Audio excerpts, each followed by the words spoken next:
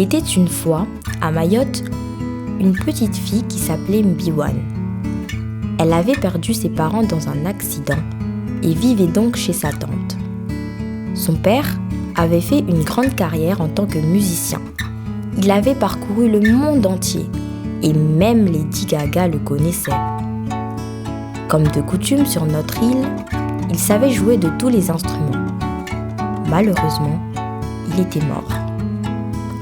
Un jour, à la sortie de l'école où Mbiwan était elle aussi très appréciée, elle aperçut sur le chemin du retour un instrument qui flottait et jouait seul dans le ciel. Elle reconnut immédiatement ces 2 pièces de bambou au son claquant. Elle se souvint que c'était celui que préférait son père, le mbiwi. Elle oublia ses amis et se laissa entraîner par l'instrument loin, très loin sur un chemin qu'elle ne connaissait pas. Elle oublia même les consignes de sa tante, qui lui rappelait chaque jour de ne pas flâner et de rentrer une fois les cours terminés. Mbiwan semblait dans un autre monde.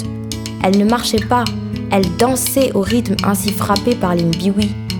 Cependant, le trajet était long, et la nuit tomba.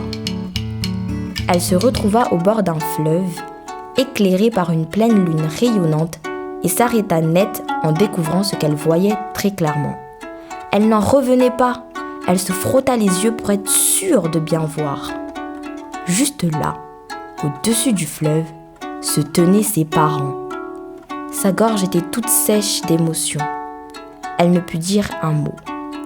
Elle sentit tout doucement les mbiwi se glisser dans ses mains, et telle une force invisible, elle se mit à jouer alors qu'elle n'avait jamais appris. Elle comprit que la magie des éléments était rassemblée au même instant, et que c'était bien ses parents qu'elle pourrait revoir ainsi à chaque lune. Et bien sûr, il faudrait pour cela qu'elle joue du mbiwi.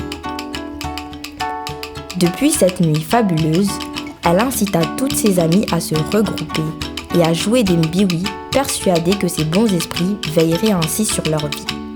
L'une après l'une, des groupes se formèrent et aujourd'hui, alors que je vous raconte cette histoire, c'est l'instrument le plus joué sur l'île. Il a même donné son nom à une danse qui marque et marquera pour toujours les moments heureux.